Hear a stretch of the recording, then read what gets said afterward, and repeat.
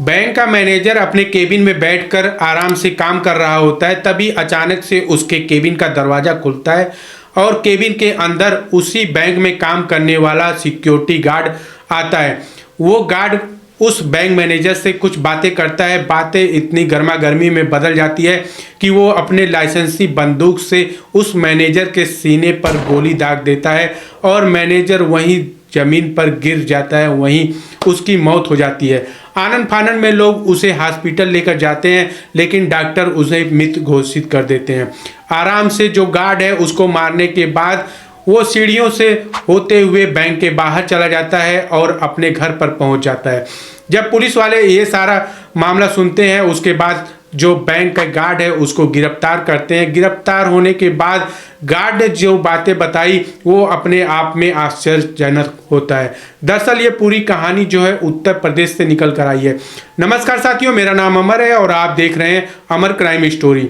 आज की जो सच्ची कहानी है वो उत्तर प्रदेश के गाजियाबाद का लोनी बॉर्डर है और लोनी बॉर्डर के पास बलराम नगर और यहाँ पर पंजाब एंड सिंध बैंक की शाखा है। इसी पंजाब एंड सिंध बैंक का जो शाखा है उसी में बिहार पटना के अभिषेक शर्मा, जिनकी उम्र 34 साल है, उनकी अभी शादी हुई थी। लगभग 3 साल पहले उनका एक बच्चा भी होता है। इनका ट्रांसफ़र जो है इसी बैंक में एज ए बैंक मैनेजर के रूप में होता है। क्योंकि अभिषेक शर्मा जो है बिहार पटना से आए हुए थे, उसके बाद ये गाजियाबाद में ही ये एक किराए पर रूम लेकर अपने परिवार को वहीं शिफ्ट कर लेते हैं और ये टाइम से अपनी ड्यूटी, यानी बैंक मैनेजर जो होते हैं अपनी ड्यूटी पर टाइम टू टाइम जाना आना इनका रेगुलर का रहता है। ये सोच रहे थे कि जिस तरह से मैं टाइम का प्रतिबंध रखता हूँ, मैं टाइम से आता हूँ और टाइम से जाता हूँ, सारे काम नियम के हिसाब से होते हैं, वही अपने कर्मचारियों के ऊपर भी सोच रहे थे कि मेरे कर्मचारी जो बैंक के स्टाफ है वो भी नियम और तरीके से काम करे। लेकिन ये सब चीज़ें अच्छी तरीके से चल रही होती है, लेकिन जो वहाँ का सिक्योरिटी गार्ड है एक दिन बैंक मैनेजर के पास जाता है और कहता है कि सर मैं कल नहीं आऊँगा। ये बातें वो कहकर वहाँ से चला जाता है। बैंक मैनेजर उसको मना करता है कि छुट्टी नहीं मिलेगी, लेकिन फिर भी वो चला जाता है। अब अगला दिन आता है, यानी 16 मार्च 2026 का, जब बैंक मैनेजर बैंक में पहुँचते हैं सुबह के 10 बजे।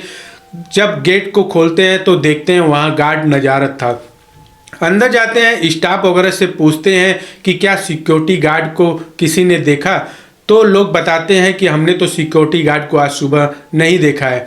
अब बैंक मैनेजर अंदर जाते हैं अपने केबिन में और उसके बाद कुछ समय बाद वो सिक्योरिटी गार्ड यानी रविंदर हुड्डा जो सिक्योरिटी गार्ड है उसको फ़ोन लगाते हैं और कहते हैं तुम कहाँ हो। लेकिन जो रविंदर हुड्डा है वो कहता है कि सर मैंने आपको कहा था कि कल मैं नहीं आऊँगा, मैं लीव पर हूँ, आप मुझे क्यों फ़ोन कर रहे हैं। अब इसी बात से जो अभिषेक शर्मा है वो नाराज़ हो जाते हैं और कहते हैं कि तुम्हें अगर ड्यूटी करना है तो करो या तो नौकरी छोड़ दो।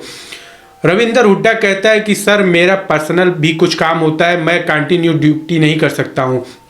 जब मैंने आपको बोला था कि आप मेरी सैलरी बढ़ाओ, तब आपने कहा था कि तुम अपने जिस कंपनी से लगे हो यहाँ पर उस कंपनी से बात करो, मैं तुम्हारी इसमें कोई हेल्प नहीं कर पाऊँगा। आज मैं छुट्टी पे हूँ तो आप मुझे पर्सनल क्यों फ़ोन कर रहे हैं, आप मेरी कंप्लेंट जो है मेरे कंपनी को करिए।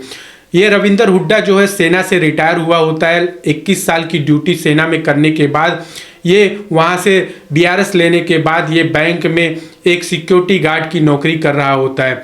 अब ये वहाँ पर गार्ड की नौकरी कर रहा होता है, चूँकि ये सेना से रिटायर था, मान सम्मान इज्जत इसको बहुत प्यारी थी। अब ये होता क्या यहाँ पर कि जो अभिषेक शर्मा है वो बात बात पर रविंदर हुड्डा को डांटता रहता है। स्टाफ भी उससे रविंदर हुड्डा से ढंग से बात नहीं करते हैं। वो लोग कहते हैं ये गार्ड इधर आ, वो गार्ड इधर आ, वो गार्ड पानी में डाल, ये सारी चीज़ें, मतलब गार्ड को एक नौकर बनाकर इन्होंने रख दिया था। गार्ड मजबूरी में ये सारा कर रहा था, लेकिन उसकी जो है सब्र का बांध उस दिन टूट जाता है जब अभिषेक शर्मा उसको फ़ोन करके धमकाने लगता है। इसी बात से इतना नाराज़ हो जाता है रविंदर हुड्डा कि उसी समय कमरे से अपनी जो है लाइसेंसी बंदूक लेकर निकलता है और लगभग दोपहर के 1 बज रहे होंगे, अभिषेक शर्मा के केबिन में पहुंच जाता है और केबिन में पहुंचने के बाद वहीं सीने पर उसको गोलियां दाग देता है। ये अचानक से हुई घटना से अभिषेक शर्मा कुछ समझ नहीं पाता और वहीं धीरे धीरे वो दम तोड़ देता है। इसके बाद गार्ड आराम से वहाँ से निकलकर अपने रूम में चला जाता है। सोचिए, एक छोटी सी झगड़े की वजह से अभिषेक शर्मा जो बैंक मैनेजर है उसकी जान वहाँ चली जाती है। उसका 3 साल पहले ही शादी हुआ था, उसकी पत्नी विधवा हो जाती है और उसका बच्चा अनाथ हो जाता है।